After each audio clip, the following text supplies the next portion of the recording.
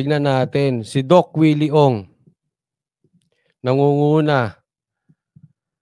Grabe, no? From nowhere. Si Doc Willie Ong nangunguna bilang senatorial candidate. Pumapangalawa, si Tatay Digong.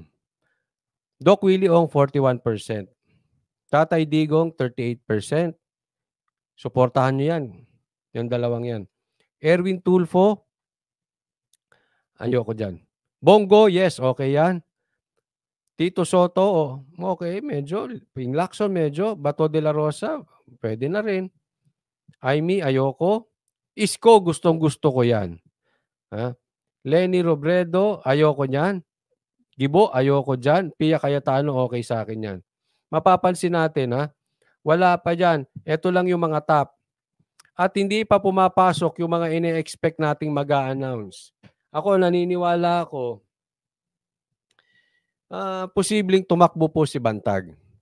And kahapon nag-announce na po siya na he is willing. Yun nga lang, wala siyang pera.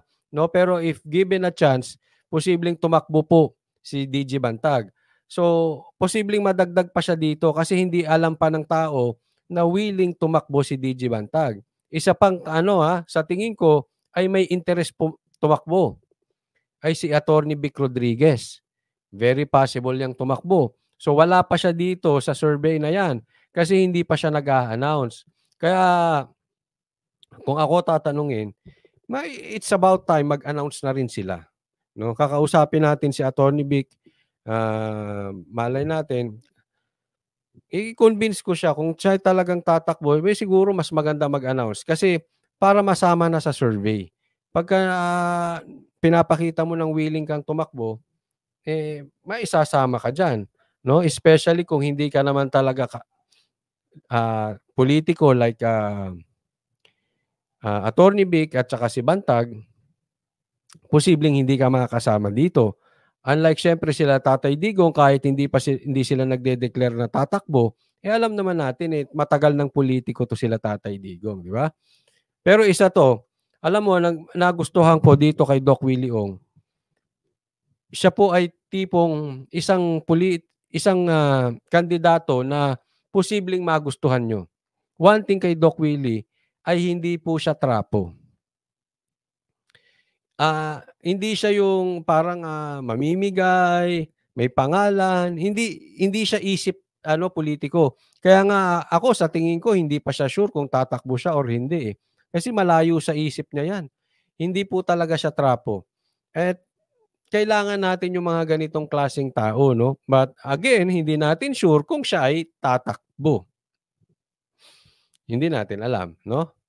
But kung tatakbo, susuportahan ko yan dahil ako po, ayaw ko, galit ako sa mga style trapo. Magbabayad vloggers, magbabayad ng kampon, lalabas, mamimigay, nandoon yung pangalan nila sa sako, naka-announce, thank you Mayor ganito, thank you Congressman ganito, thank you Senate. Ay naku, ayoko ng mga ganun. Walang gagawin yan. Saan ba pupulot yan? Ng panggastos di sa taong bayan din. Sana ay wag na tayong mag-stick sa mga trapo-trapo and that's good si Doc Willie ay isa diyan sa mga si Attorney Vic. Bagamat siya ay nasa likod ni President Marcos, hindi po naman talaga yan na naging politiko pa.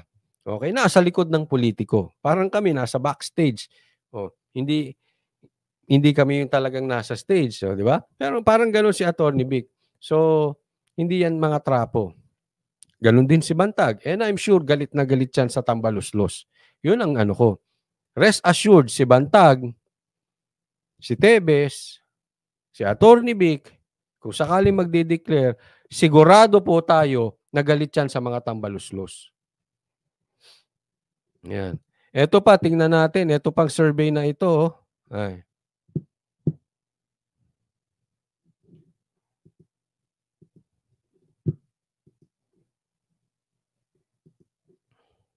Ito, nilabas to ni saglit, asan na ba yun?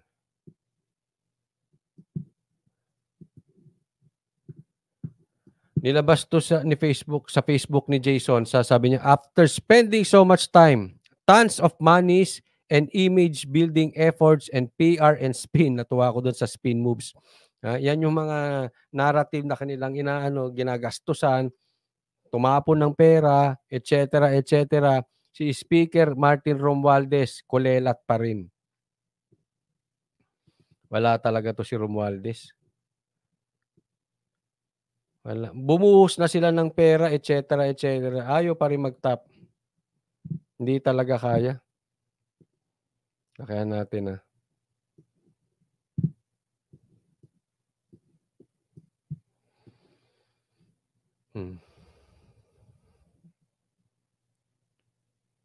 Higit na mataas na ngayon ang marka ng Chief of Justice of the Supreme Court na traditionally is at the tail end of the surveys. Kahit anong black propaganda ops ang gawin nila against the Vice President, nananatili itong nasa top o numero 1. Daig pa niya ang presidente sa tiwala ng taong bayan. Eto, sino ang number 1 pagdating sa approval? None other than VP Sara. Despite ng paninira kay Sara, number 1 pa rin siya sa approval. Sa trust rating, number 1 din na pinagkakatiwalaan si VP Sara.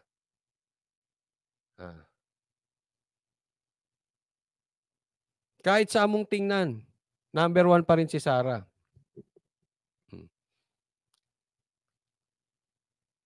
Sinong kulelat sa approval? Si Tamba. Sinong kulelat sa tiwala? Pinagkakatiwalaan ng Pilipino? Si Tamba. Eto, Tamba, magising ka na. Panahon na siguro, Tamba Luslos, na magising ka na. Kulelat ka, oh. Ang Pilipino, Tamba Luslos, walang tiwala sa'yo. 18%. Sabi nga ni ang laging kulelat, sabi ni Jason ay kadalasan ay traditionally ang Chief Justice. Alam naman natin, di ba? Kung bakit. Dahil siyempre, hindi sila ganun kapopular. Okay? Pero kita mo, Tamba, walang tiwala ang taong bayan sa'yo. At hindi sila approve sa'yo, Tamba Luslos. Kaya yung mga nagtatanggol na mga vloggers kay Tamba, hindi po kayo effective. Alam nyo kung bakit? Nakafocus kayo sa paninira kay VP Sara. Ito mga vloggers na ginagawa nilang Diyos at Hari si Tamba Luslos, masakit man sa isip at damdamin, hindi kayo effective. Dahil wala kayong maipagtanggol kay Tamba Luslos. Ang focus ninyo ay siraan lang si Sara at siraan ang mga DDS vloggers.